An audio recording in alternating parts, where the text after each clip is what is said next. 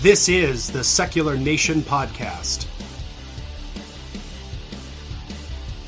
an official production of the Atheist Alliance of America, bringing you breaking news and stories about the intersection of the atheist free thought movement and government action.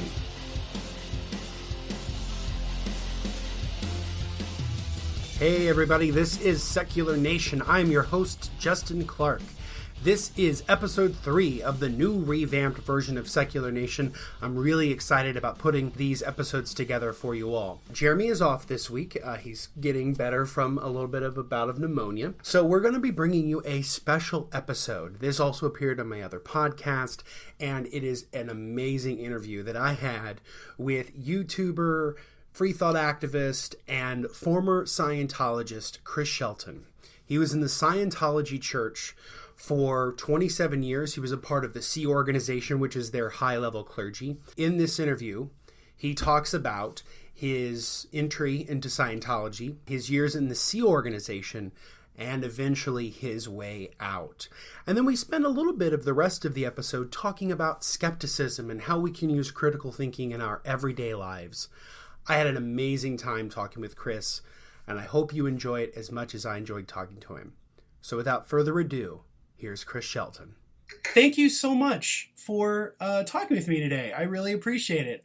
No problem. I came across you because I was watching the Leah Remini stuff, and then I was just watching a bunch of YouTube videos at work, and I saw this one that came up, and it just says like the basics of Scientology or some one of the lectures you gave, and I watched it. And I was like, this is really interesting. And so I kept watching more and more stuff, and I'm like, this guy's really cool. And so then I was like, I'm just going to reach out to you.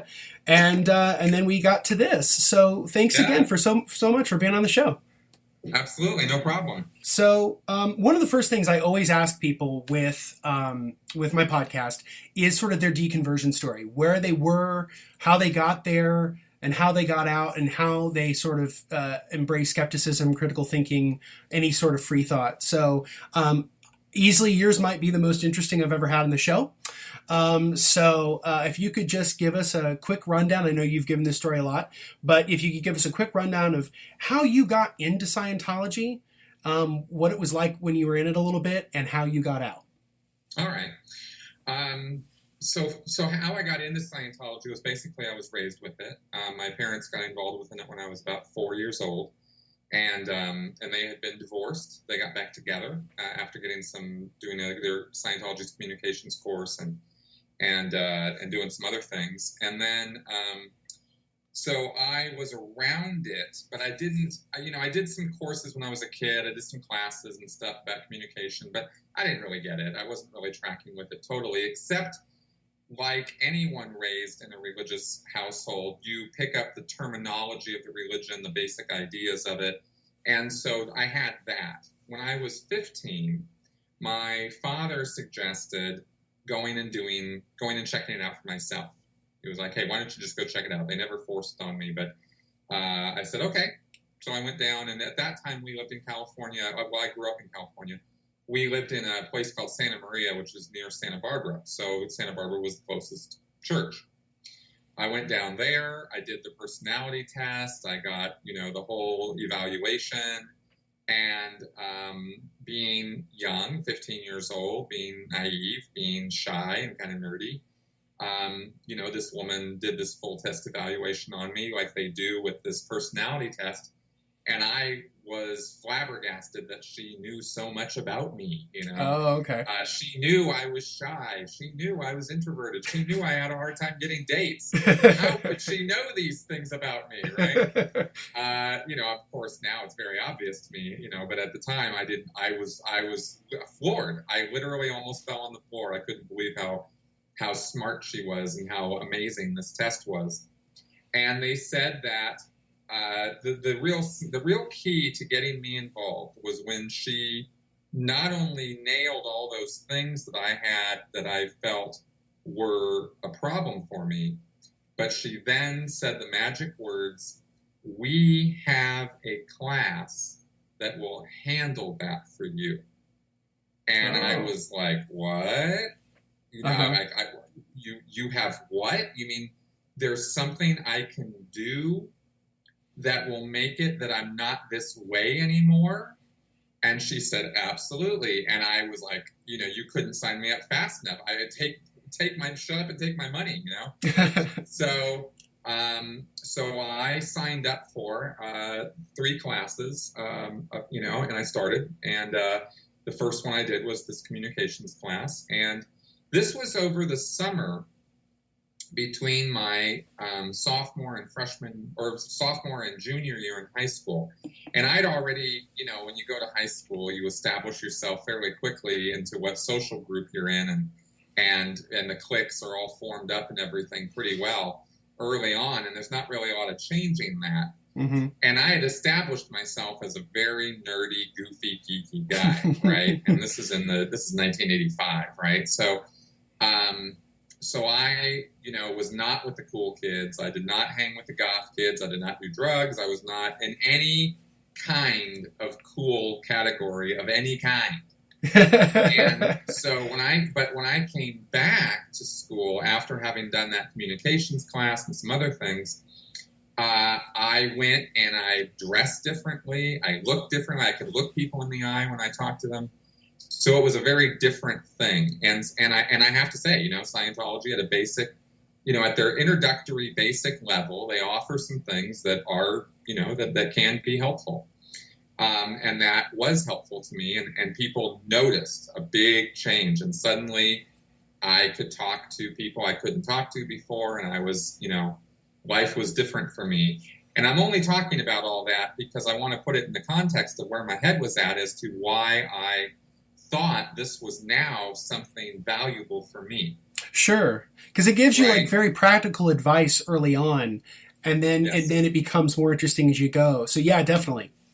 Yeah, exactly. And there was no hint this entire time, that whole summer and the whole time that I was hooking up with this, no hint of Xenu or space aliens or none of that was part at all of of my reality of Scientology. I knew that there was some of that stuff, and it seemed kind of wild and outlandish, but there was nothing about Xenu or any of that, right? There was no South Park, there was no internet, none of that existed in the 80s. Yeah, right?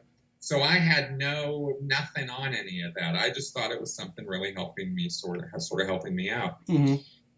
2 years later, I graduated high school, and I was doing this purification rundown at the church, which means that I had to go every day because it's a daily thing. Okay. You're sitting in a sauna, you're sweating out your toxins and all this. It's total horseshit. But can I swear? You sure can. Yeah. Oh, you're good. Great.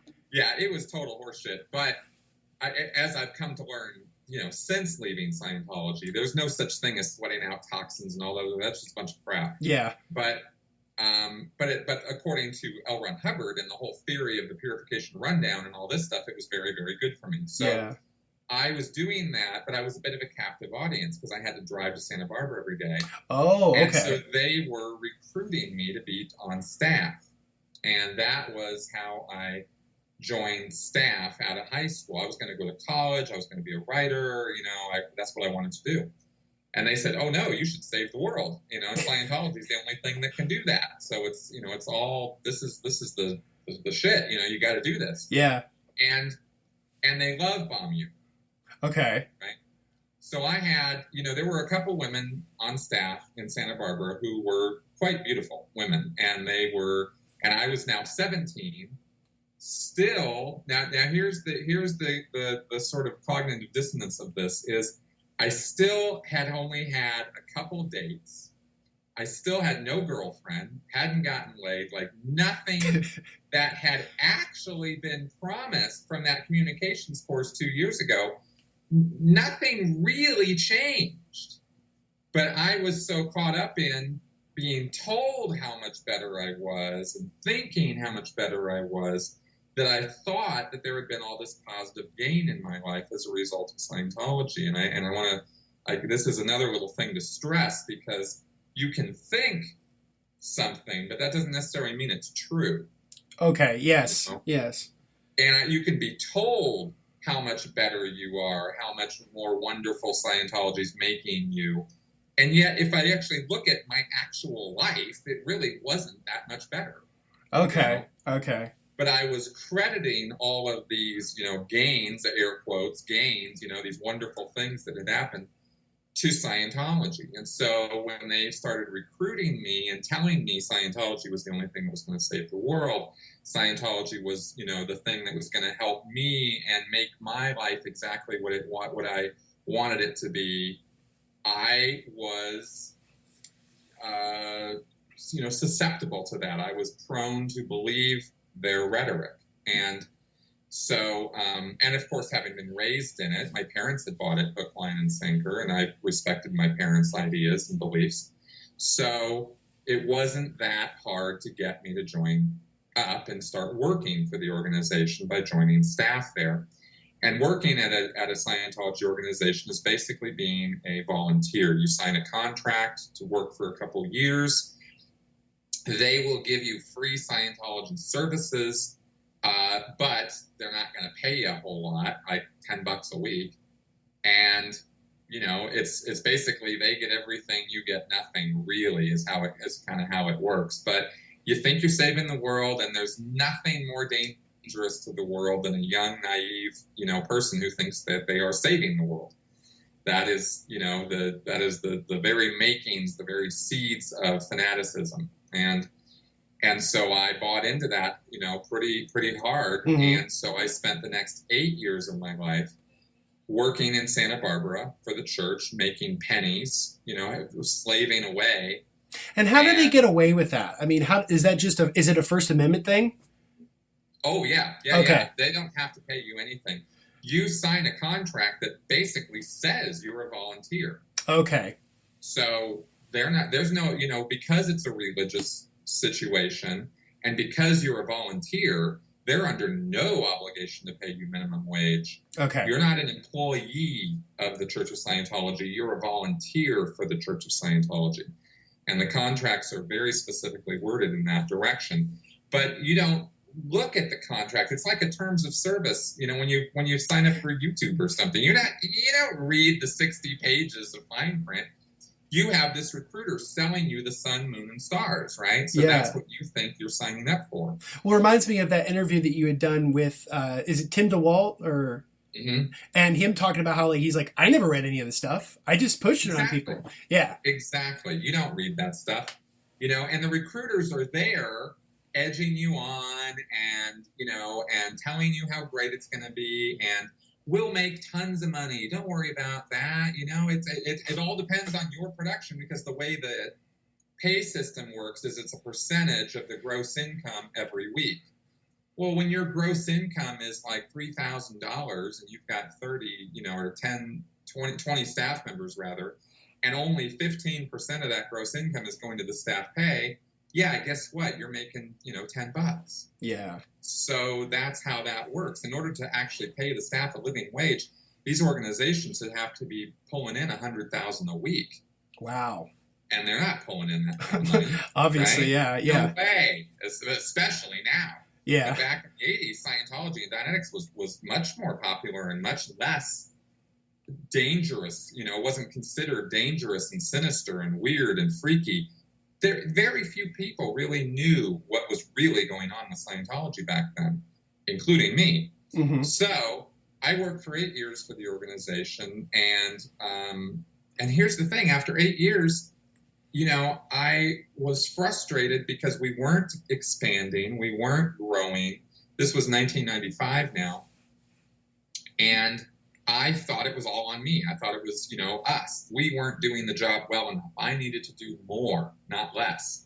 So I signed a contract with the C organization, and I went down to LA. I moved to Los Angeles, and I started working for the C organization, which is Scientology's elite core group, right? It's full-time, 24/7, flat out. It's a paramilitary group. Your room is paid for, your board is paid for, they feed you, they clothe you. All you got to do is work. And that's what I did for the next 17 years. And I had many, many, many misadventures and ups and downs and all kinds of goofiness over all this time. We're talking about a total time period now of 27 years of involvement from the time I was 15 until I was 42. So I then basically, when I was in the Sea Org, a few things happened. I went to work in management. The Sea Organization manages the Church of Scientology International.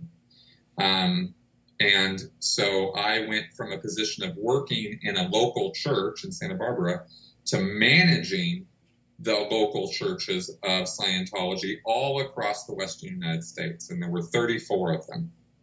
So I was in charge of, for my first 8 years in the Sea Org, I was in charge of what's called the technical divisions, which is the divisions of the organization that service the public, deliver the classes, deliver the auditing, the counseling. So that's what I was in charge of for 8 years. And I came to realize there was something that happened after 8 years where it became very clear to me that all the rhetoric was just so much hot air, that we were not there to actually get the job done of expanding Scientology and making it thriving and successful. We were there to just be cogs on the wheels of the machinery of Scientology. Mm-hmm. And that's also, it was shortly after that I ended up on this thing called the RPF, the Rehabilitation Project Force, which is basically, it's sort of the Sea Organization's prison system. It's where you go for rehabilitation. It's where you go for re-education. I've heard some pretty brutal stories. I remember reading some of those in Lawrence Wright's book. Yes, it's everything you've read about the RPF is about a tenth of what it's really like. Wow. It's the most, it took me 3 years to get through it. It was the most brutal experience of my life. And the only way I can quickly communicate what it's like is to say it's like a Maoist reconditioning camp. Wow. That's what it's like.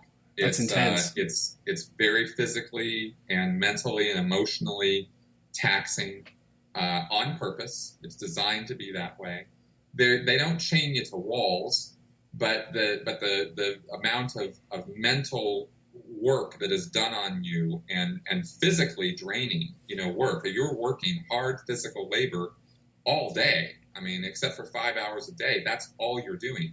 You have 20 minutes for lunch, 20 minutes for dinner. It's not